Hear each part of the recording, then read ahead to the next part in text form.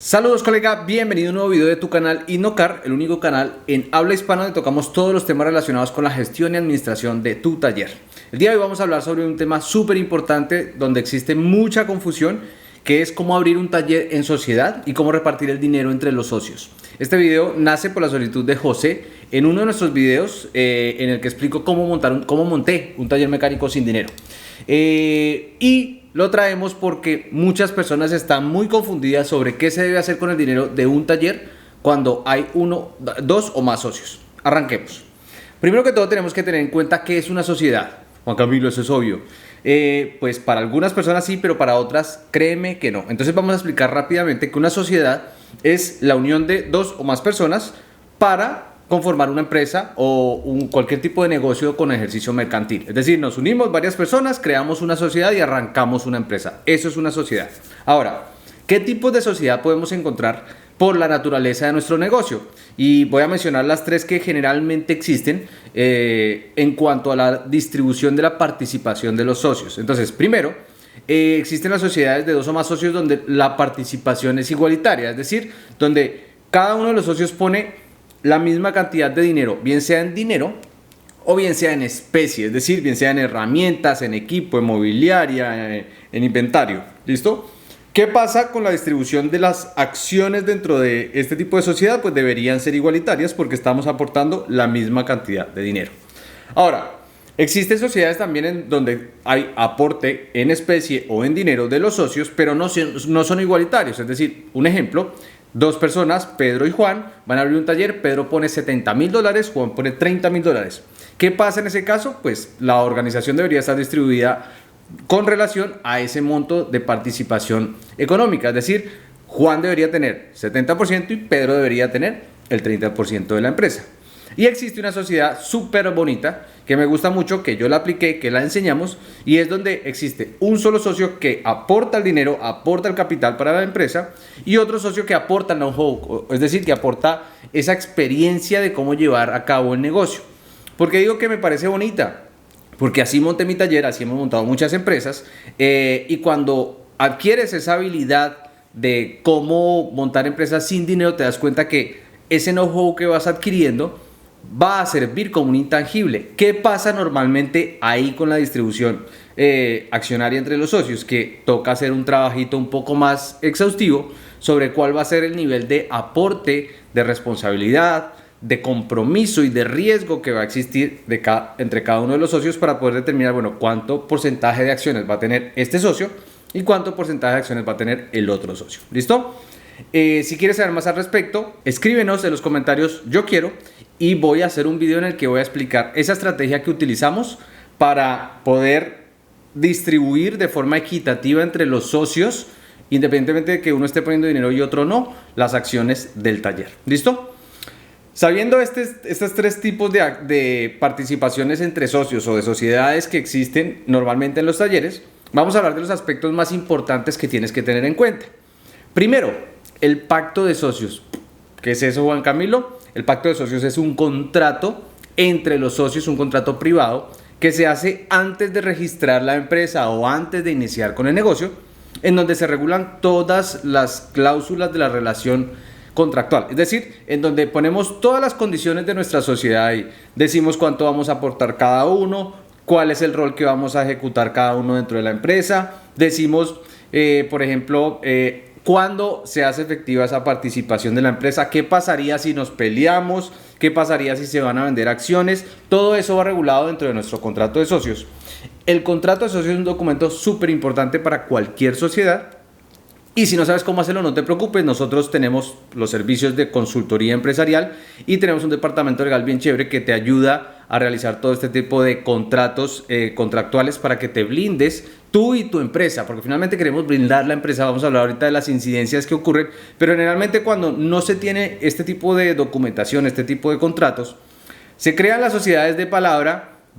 Todo al principio marcha muy bien y a la vuelta de un año los socios deciden, bueno, uno quiere ir hacia un lado, el otro quiere ir hacia el otro, se pelean y ya no se sabe qué hacer con la empresa, no se puede tomar medidas, no se puede tomar ninguna acción porque no está regulado y finalmente terminamos diluyendo la sociedad o cerrando la empresa. ¿Listo? Luego, como segundo punto a tener en cuenta en el tema de la sociedad, es la constitución de la empresa. ¿A qué me refiero con constitución de la empresa? Tienes que determinar desde un principio cuál es la figura legal a través de la cual vas a constituir tu empresa. ¿Por qué? Porque generalmente también cometemos muchos errores y nos asesoran re mal los asesores contables y fiscales, y a veces, por ejemplo, sin necesidad empezamos a registrar una SL o empezamos a registrar una SAS aquí en Colombia o empezamos a registrar una compañía anónima en otros países, y resulta que fiscalmente y tributariamente tienes opciones para aprovechar algunos lapsos en donde te beneficias con las declaraciones fiscales. Por ejemplo, aquí en Colombia puedes iniciar una empresa unipersonal en donde tú eres la empresa, y si cumples, hasta que cumplas con ciertos montos de facturación, tienes que pasar ya a un modelo de responsabilidad fiscal más amplio, pero tú puedes aprovechar todo eso. Entonces, primero tienes que determinar qué tipo de empresa vas a registrar, cómo la vas a registrar. Para eso debes asesorarte con especialistas mercantiles y fiscales de tu país. Luego, dentro de esa constitución de la empresa tienes que saber cuánto va a ser el capital suscrito, cuánto va a ser el capital pagado, cómo lo vas a pagar, y tiene que quedar muy claro, al igual que en el pacto de socios, tiene que quedar muy claro la participación accionaria dentro del taller. Luego, diciendo esto, vamos al tercer punto a tener en cuenta, que es la cesión de propiedad en caso de que haya aportes en especie. ¿Qué pasa generalmente con los talleres? Me dicen, no, Juan Camilo, y esto pasa siempre. Yo estoy poniendo la herramienta, mi amigo está poniendo el local o la bodega, y vamos 50-50. Entonces yo le digo, bueno, listo, está bien. Entonces lo que tienes que hacer es, primero, para ir 50-50, tú deberías tener una herramienta que valga lo mismo que el local. Y cuando arranca la sociedad, el local y la herramienta tienes que hacer un documento de cesión de propiedad en donde todo eso queda a nombre de la empresa. Porque ¿qué pasa después? Se pelean los socios y entonces cada uno se va a llevar su parte de la empresa que aportó. Cada uno se lleva su herramienta y el otro se queda con el local. Pero ¿qué pasa ahí? Generalmente cuando terminan las sociedades y terminan mal, hay muchos problemas. Y cuando no es claro qué le pertenece a la empresa, entonces va a haber muchos más problemas en la dilución de esas acciones o de esa participación. Entonces, por favor, ten muy en cuenta cómo va a ser el tema del capital suscrito y el capital pagado. Luego, hay que tener muy en cuenta y dejar muy claro cuáles van a ser los roles de cada uno de los socios dentro de la empresa. Si tú vas a ser un socio netamente inversionista y no vas a hacer nada, pues eso tiene que quedar claro.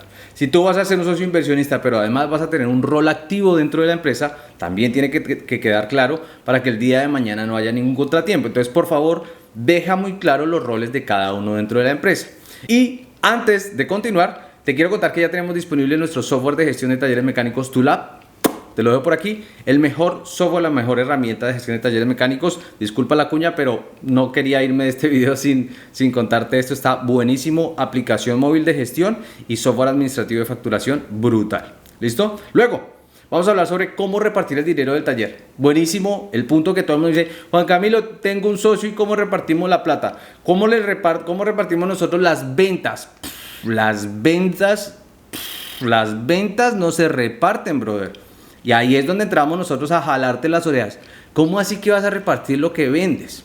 A ver, es muy importante tener en cuenta que entre los socios, cuando decidimos hacer una sociedad para crear una empresa, tú estás creando una organización que necesita primero independencia financiera. Es decir, tú agarras un dinero, lo pones ahí y ese dinero está para trabajar. Si tú agarras un dinero, lo pones ahí, de lo que va vendiendo, de una vez te lo vas agarrando, estás matando tu inversión, estás matando tu negocio. Entonces, lo primero que tienes que tener en cuenta es que en la empresa no se reparte el dinero de las ventas. Eso no se hace en ninguna parte del mundo. En la empresa se reparte entre los socios lo que se llama dividendos, es decir, las ganancias que resultan de la operación de la empresa después de un periodo determinado que generalmente es un año. Entonces, si tú quieres montar un taller en sociedad pensando que el primer mes ya vas a sacarle plata al taller, estás frito, brother. Eso no se hace y estás matando tu negocio. ¿Qué se hace?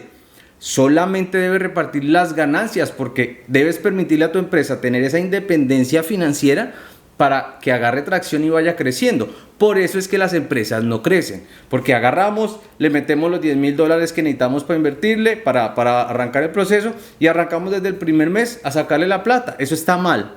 ¿Qué es lo que se debe hacer? Si tú tienes un rol activo dentro de tu empresa, tú tienes que pagarte un salario por esas labores que desarrollas dentro de la empresa, como si estuvieras trabajando en cualquier otra empresa. Y ahí surge otra pregunta muy importante, que es ¿cómo me pago yo como dueño del taller? Para eso, este video sería muy extenso. Te dejo aquí, más adelante ves otro video que se llama ¿Cuánto gana el dueño de un taller? Y te explico cómo deberías pagarte. Pero ojo con esto.